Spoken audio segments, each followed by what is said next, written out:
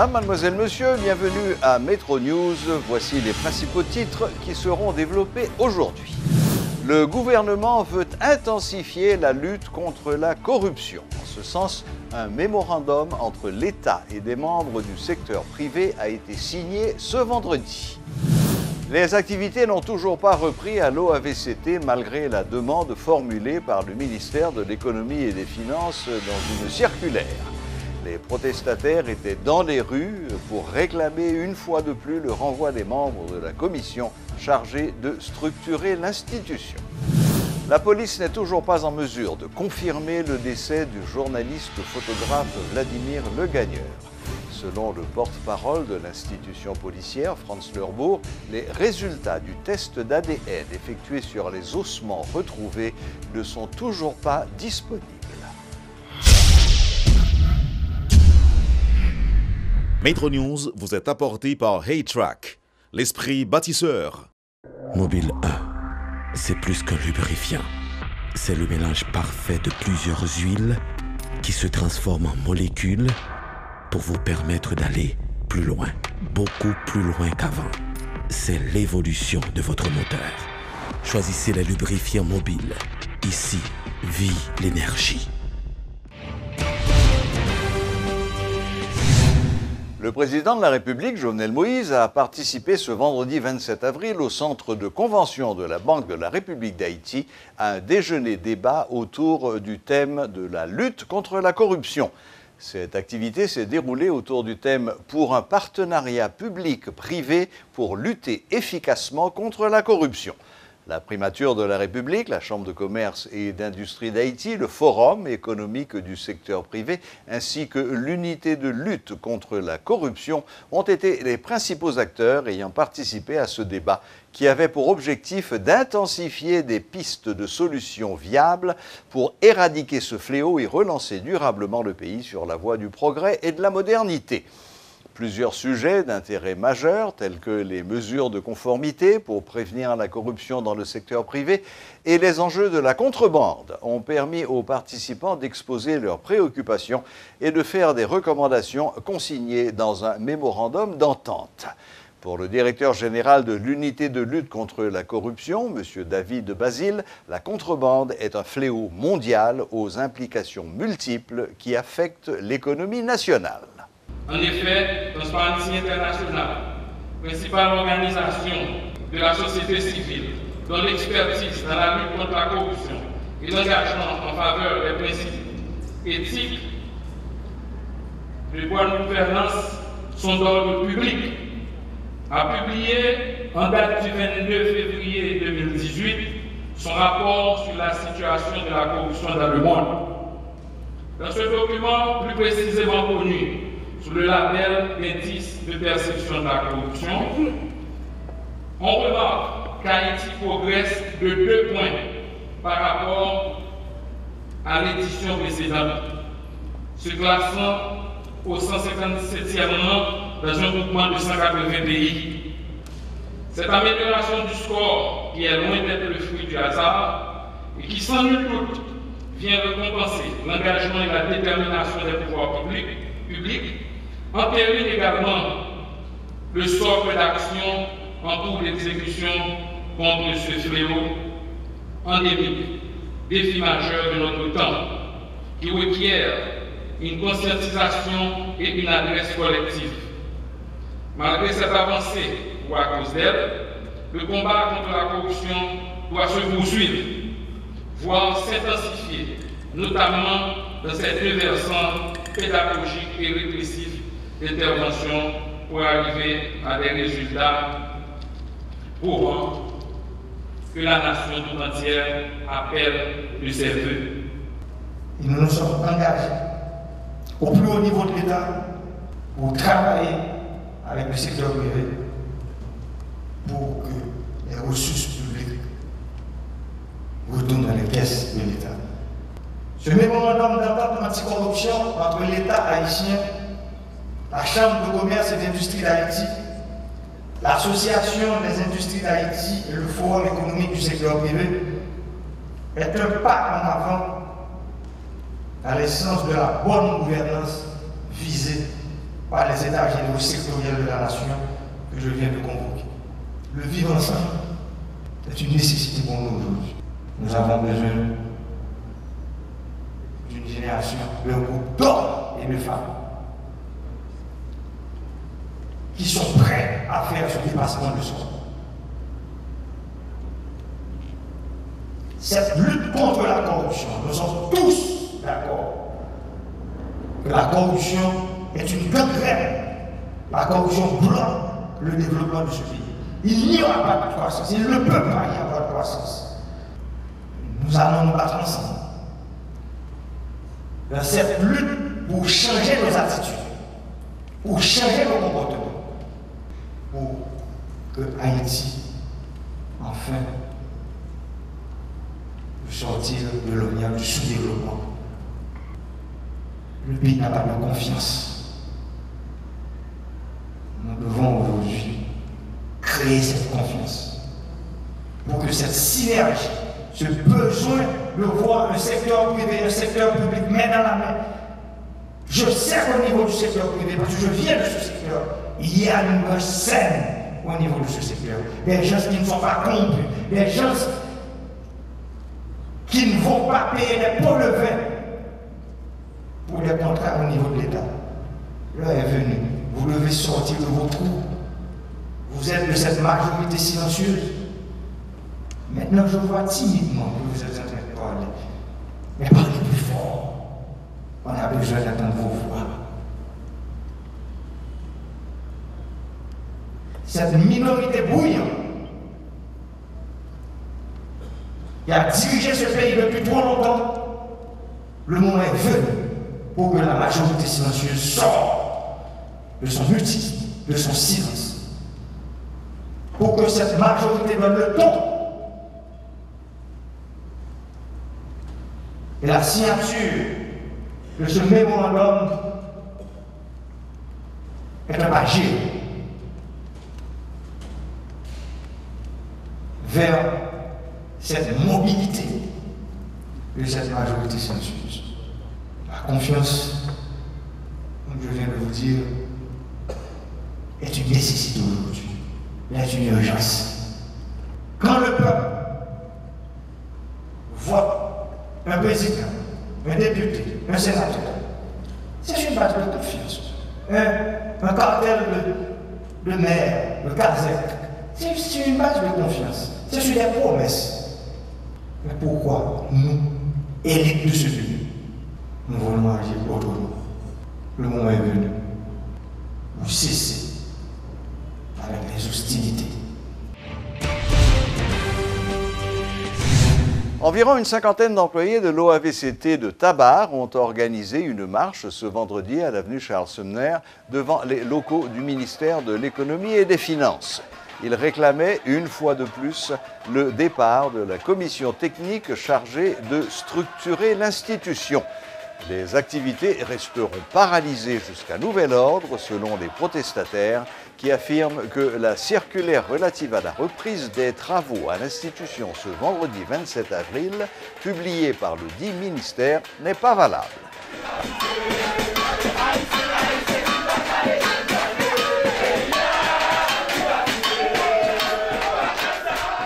Nous juste estimons que le ministère des Finances et de l'Économie n'a pas élégance. Il n'y a pas d'élégance parce que les deux protagonistes qui ont goumé, sans qu'il n'y ait pas de qui fait entrer eux-mêmes, ou moins des pour prendre service, je pense que pas d'élégance. Et nous-mêmes au niveau de nous comprenons très mal parce que puisque le patient, et nous connaissons très bien cette équipe du bulletin de ministère des Finances qui sortit circulaire ça pour te faire échec. Pour te faire échec avec le mouvement aujourd'hui. Mais nous-mêmes, bien côté, c'est bien côté mal calculé. Au niveau avec nous, c'est Gossimoun, nous avons fait politique, nous avons information de tous côtés, nous disons non. Et après, Miragouane là, c'est Mac Vinna. Et Gonaï Vinna, ils viennent dans le mouvement avec nous et nous profitons du moment pour nous remercier toute association syndicale dans la région là qui fait faire avec nous. Que ce soit Mossa, mon syndicat ici de Kalona Boléon, que ce soit Josué Mérilien, Union Normalien, que ce soit le ministère des Affaires sociales, le ministère de l'Environnement, syndicat des greffiers, CTSP, nous disons merci et nous continuons la bataille là jusqu'à ce que Wall Street allait jusqu'à ce que nous goumons contre la privatisation. Mouvement ça, là nous sommes en phase plan B. Plan A, c'était Bois Croisé. là nous avons phase plan B. Nous avons plan C et plan D, nous pas révéler pour l'instant, puisque c'est vie nous, c'est avenir petit nous pas quitter le crasé.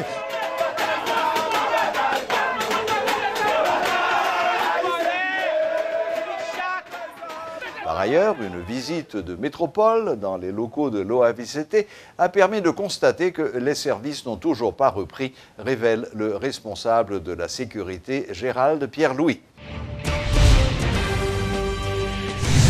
La police nationale a présenté ce vendredi le bilan de ses activités. Lors de cette présentation, le porte-parole de l'institution policière, Franz Lerbourg, a fait le point sur un ensemble de dossiers et notamment sur la disparition du journaliste photographe Vladimir Le Gagneur.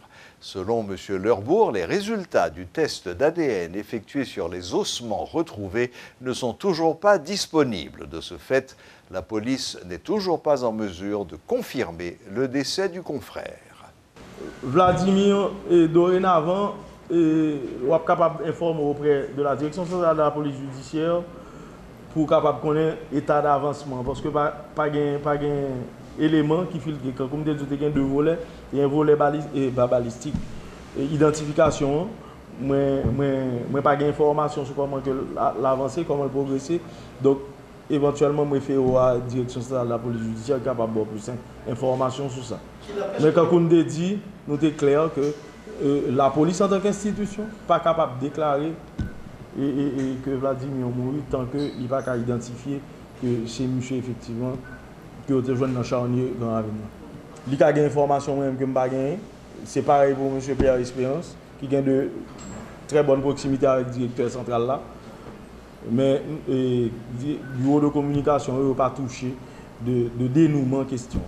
Et dit depuis pour qui ça, par exemple, police scientifique est sur les lieux pour faire prélèvement. Pour faire prélèvement, il y a des opérations en laboratoire qui peuvent déterminer une série d'informations. Moi-même, non, je ne vais pas après. Moi-même, il va arriver joindre moi, donc je ne peux pas communiquer là à la presse.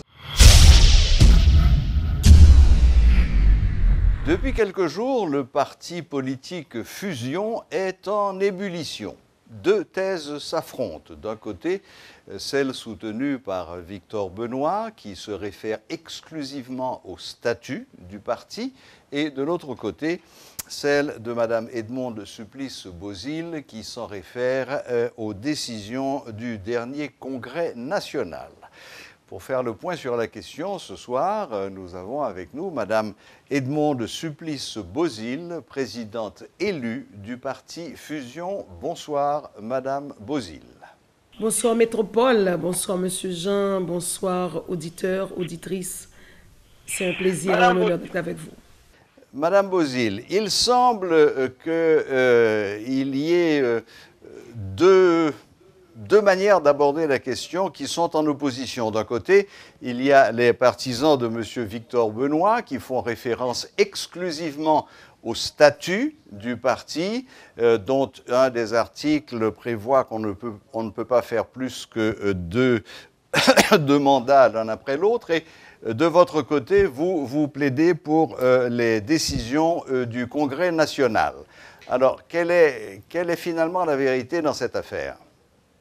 Et peut-être que je devrais vous donner lecture des articles.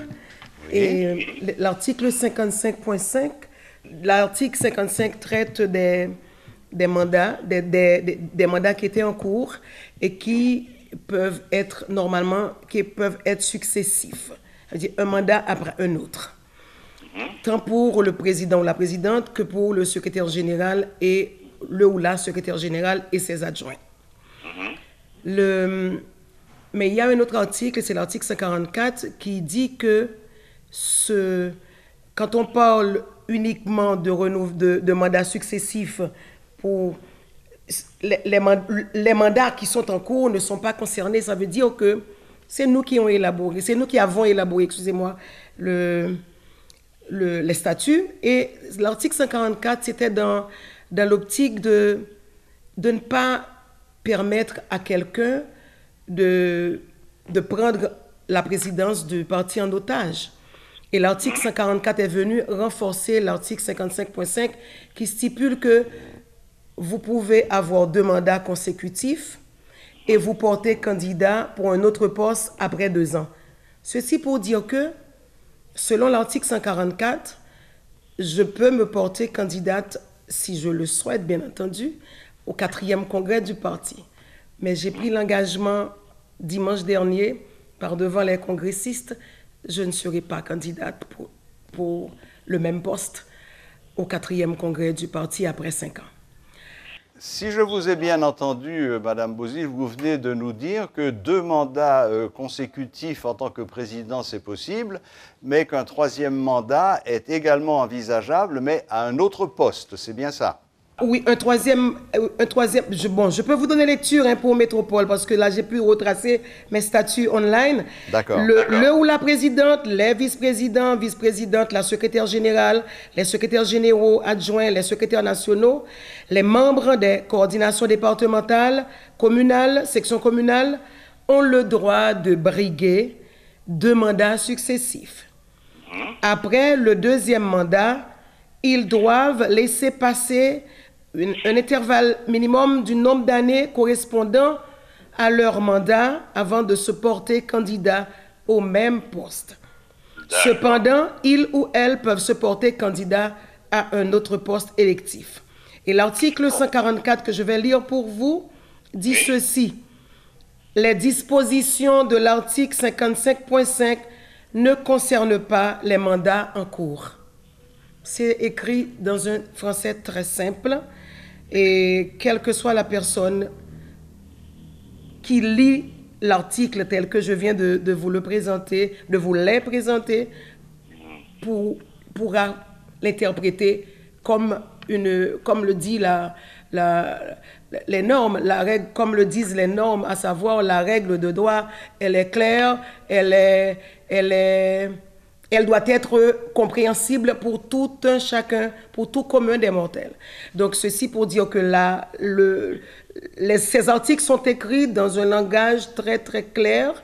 Donc, je ne crois pas qu'effectivement, que c'est l'interprétation de ces articles qui est à la base de ce branle-bas au sein du parti. Je crois qu'il y a autre chose et que j'ai mentionné tantôt dans plusieurs prises de parole, parce que je crois que le conseiller Victor Benoît, il n'est pas à son premier coup d'essai depuis le congrès de Mirbalais. Donc, j'ai fait de mon mieux comme dirigeante de parti pour garder une certaine cohésion interne, pour aller aux élections et ne pas montrer au public que nous étions dans une division au sein du parti, division qui aurait pu déjà arriver à l'éclatement de ce parti. Mais je crois que dans une direction collective, dans une direction avec un leadership collectif, on a pu faire de notre mieux avec les 2 autres conseillers spéciaux. Je veux parler de Serge Gilles et de Robert Auguste, qui sont, avec Victor Benoît, les 3 membres fondateurs du parti, mais qui ne peuvent pas se considérer comme étant des ayants droit, parce que dans un système démocratique, dans un parti politique démocratique, où tout doit se faire ou bien soit par consensus, ou bien soit par vote, donc quelqu'un, même s'il est membre fondateur, en aucun cas ne peut prétendre par devant quiconque être un ayant droit. Et c'est là tout le dilemme, parce que d'après les statuts, tout comme la Constitution, les statuts représentent un tout. La Constitution ne peut pas détacher un article d'un autre. Il faut placer chaque article dans un contexte et les mettre ensemble. Dans ces mêmes statuts, il est dit que le conseil spécial est là pour conseiller. Il n'est pas là pour imposer. Et c'est là le hic avec notre conseiller Victor Benoît, qui pense pouvoir imposer ses 4 volontés, tant à la direction, tant aux militants du parti. Et en démocratie, ça ne se fait pas ainsi. Mais bon, ok, Madame Bouzid, essayons d'aller un petit peu plus au fond des choses, parce que Monsieur Benoît ne cesse de répéter qu'il est temps de faire place aux jeunes, ce qui à l'évidence l'exclut du groupe, vu son âge. Et malgré tout, l'affaire aujourd'hui est publique. Ces dissensions, ces bagarres, ces échanges de mots, pas toujours très gentils les uns envers les autres, sont aujourd'hui sur la place publique. Et vous venez de le dire, les articles sont clairs et ne devraient donc pas prêter à mes interprétations. Alors, au fond, vraiment, quelle est la cause profonde de cette division? Honnêtement, tout comme vous, ou bien tout comme ceux qui nous observent, celles et ceux qui nous observent, je m'étais mis, nous nous sommes donnés, pas je, parce que je parle pour toute la direction. Nous avions mis du temps pour analyser et comprendre le pourquoi. Le pourquoi Victor Benoît, depuis 2012, il est au sein de la direction, il participe à nos réunions, mais pourquoi il a toujours cherché à renverser cette direction? Ça ne date pas de 2018, ça date de 2012, depuis notre ascension à la tête de ce parti via le congrès de Mirbalais. Je ne vais pas, peut-être que je n'aurai pas le temps de vous relire la lettre du 20 mars que j'ai eu à adresser au conseiller spécial Victor Benoît, dans laquelle j'ai fait le point, j'ai donné des dates, j'ai donné des faits pour montrer au conseiller spécial. C'était une lettre interne jusqu'au moment où il a choisi, lui, de porter cette affaire par devant la presse en conseillant à ces jeunes adultes, je dis jeunes adultes, parce que les jeunes dont il parle ont entre 47 et 50 ans, presque mon âge. Donc, ceci pour dire que je ne vois pas de quel jeune il parle, puisque lui, il a été président du parti, il avait 63 ans à l'époque, et aujourd'hui encore, il veut jouer le rôle de président de doublure. Et moi, je dis toujours qu'il souffre du président dentite, si je peux prêter-moi le mot. Donc, s'il souffre de cette maladie, il ne peut pas rester en dehors du poste, étant donné qu'il peut se sentir mal à l'aise de se porter candidat pour reprendre le poste, puisqu'il était président avant. Il a choisi ces jeunes adultes qui sont à sa solde, qui peuvent facilement se laisser vassaliser par le conseiller qui imposera toujours ses quatre volontés, et ainsi il reprendra les rênes de la direction. Et en bloc, toute la direction, les deux autres conseillers spéciaux, tous les vice-présidents, les vice-présidentes ont dit non. Non. Et je reprends les propos de Serge Gilles qui eut à dire vendredi, le premier jour du congrès, il a dit que c'est pas normal. On est tous sauf démocrates. Parce qu'en démocratie, quand on discute à l'interne et qu'on a tort, on doit accepter la décision de la majorité à l'interne. On ne peut pas aller mettre sur la place publique et en plus transposer le problème par devant la presse et mentir en plus. Et c'est là le hic, et c'est là tout le problème. Pourquoi mentir? Et je le redis, je crois que la société haïtienne a eu quand même, s'est fait une idée de ce personnage qui vous parle aujourd'hui. Et après 10 ans de vie parlementaire, je me suis taillé quand même une place dans la société haïtienne, sans me vanter. Donc, je crois que j'ai toujours fait l'effort de garder une ligne correcte et droite. Dans cette posture-là, je crois que en aucun cas, ce n'est pas aujourd'hui que je commencerai à mentir à la République. Ce n'est pas maintenant que je ferai un accroc dans tout ce que je crois comme valeur et comme norme. Valeurs et normes qui doivent guider, je suis appelé à respecter ces valeurs et normes et qui doivent guider le parcours qui me reste à faire. Donc en politique, c'est pourquoi je dis au professeur Victor Benoît, il a tenté au premier conseil, le premier conseil que nous avons organisé en 2012, c'était le 23 novembre 2012. Il a tenté de renverser la direction. Il a tenté, au moment où je devrais acheter le local, il a tout fait pour que ce local ne soit pas acheté, alors qu'il m'avait remis le parti à terre. J'ai géré le parti pendant 3 ans dans ma voiture. C'était au su et au vu de tout le monde. Et sur Métropole qui m'avait prêté son micro, j'avais lancé un appel et je me rappelle ce jour-là, en laissant Métropole après une émission, après Le Point, une émission de 8h30, beaucoup de gens m'ont appelé. Beaucoup de gens m'ont appelé pour me dire, Madame Bozil, nous allons vous aider. Effectivement, j'ai pu collecter près de 200 000 $ américains pour acheter la maison et et la réhabiliter. Donc, c'est un pas que j'ai franchi, mais qui dérange le conseiller spécial Victor Benoît. Quand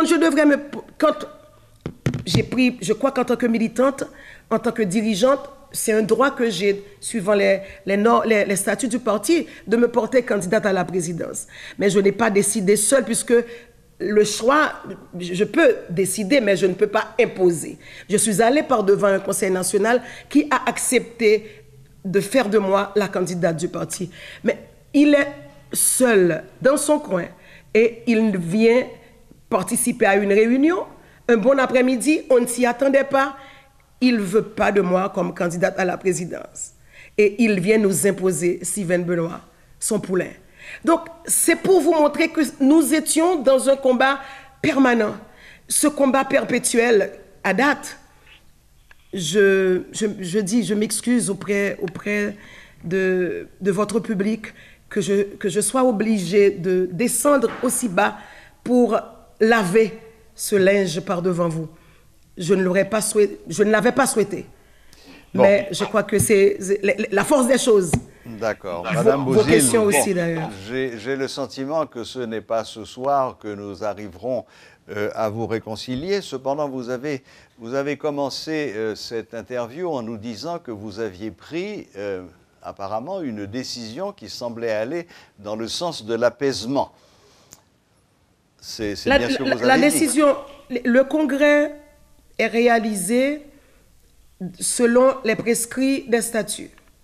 À savoir qu'un congrès est réalisé avec les représentants de toutes les communes de la République et des représentants des coordinations départementales. C'est ce qui a été fait. Donc, le congrès est la dernière instance de par nos statuts. Le congrès a tranché, il y avait un comité d'organisation du congrès. Selon encore les statuts, j'ai pris cette responsabilité d'aller vers le Conseil national, de présenter le comité d'organisation du Congrès par devant ce Conseil qui l'a validé. Donc, ce Conseil validé a tous les pouvoirs pour convoquer, de par ce vote, le vote du Conseil national, le comité d'organisation du Congrès avait tous les pouvoirs pour convoquer le Congrès.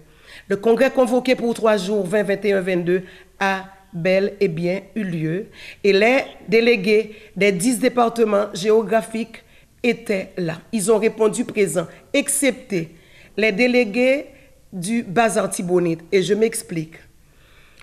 Nous avions dans le processus d'organisation du Congrès, depuis mai 2017, nous avions mis en branle le processus d'organisation de Congrès.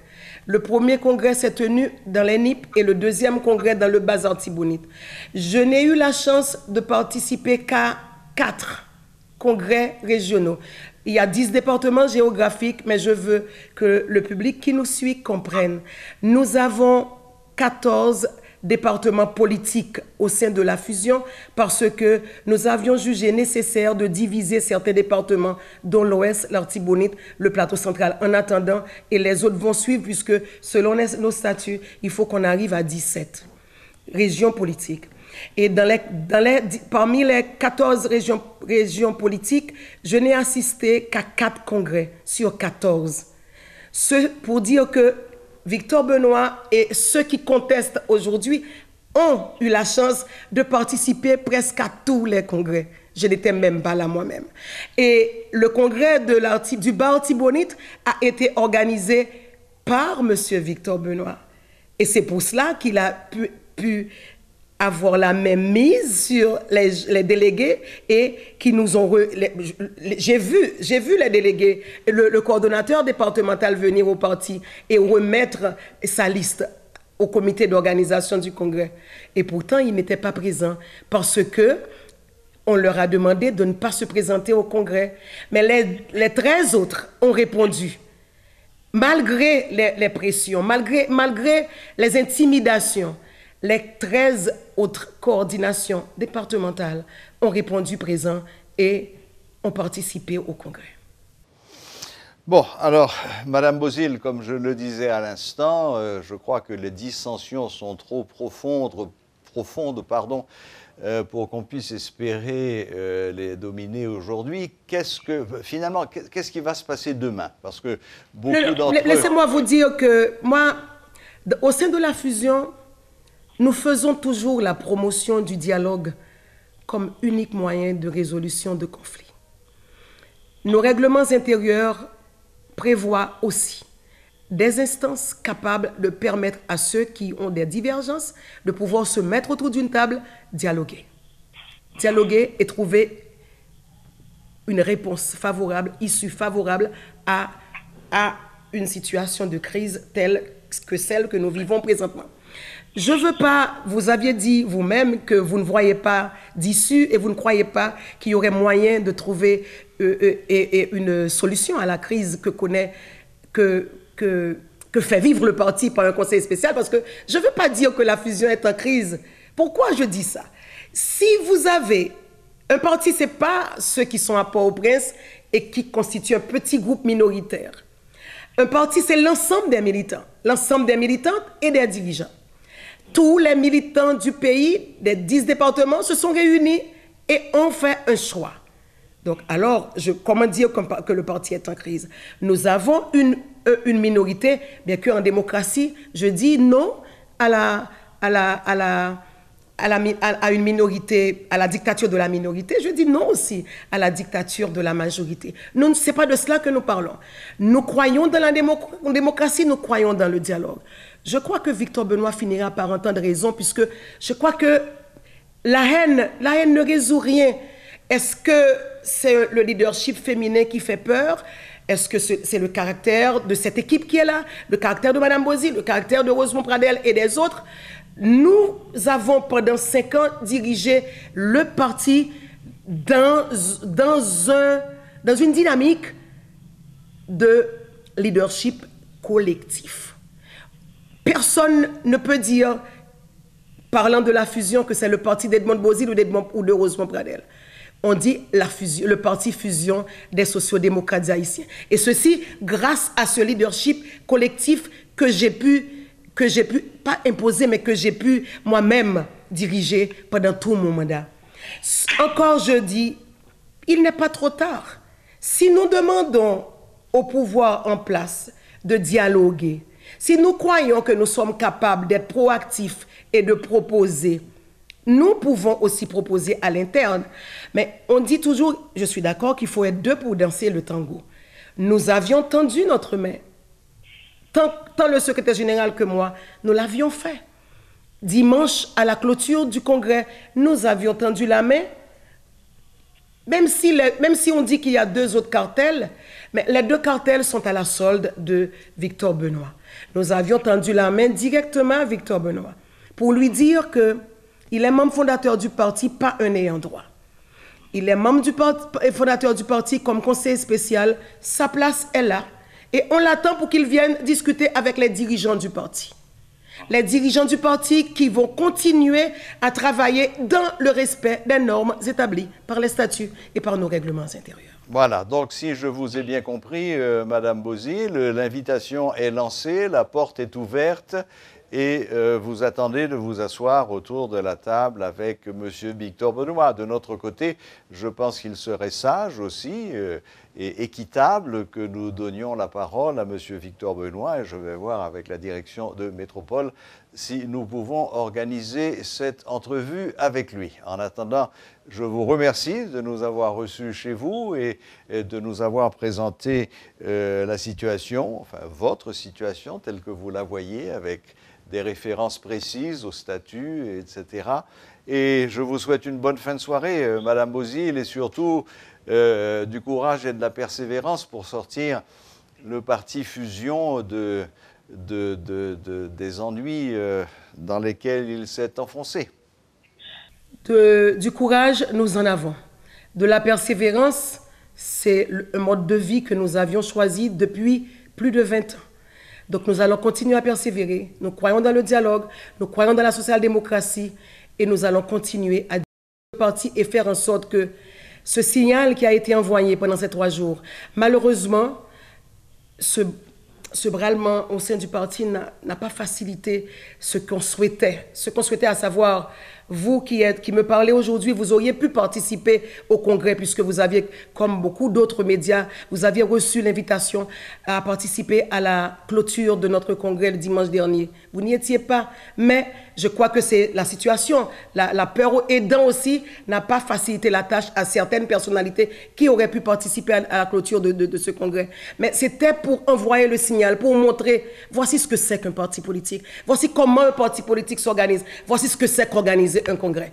En tout cas, les images sont là et les images valent mieux qu'un mot. Merci. Merci Madame Bozil et bonne fin de soirée. Merci à vous. C'était Madame Edmonde Supplice-Bozil, présidente élue du parti Fusion des sociaux-démocrates haïtiens. Voilà, la boucle est bouclée. Merci de votre fidélité. Excellent week-end à toutes et à tous et à la prochaine, même heure, même chaîne.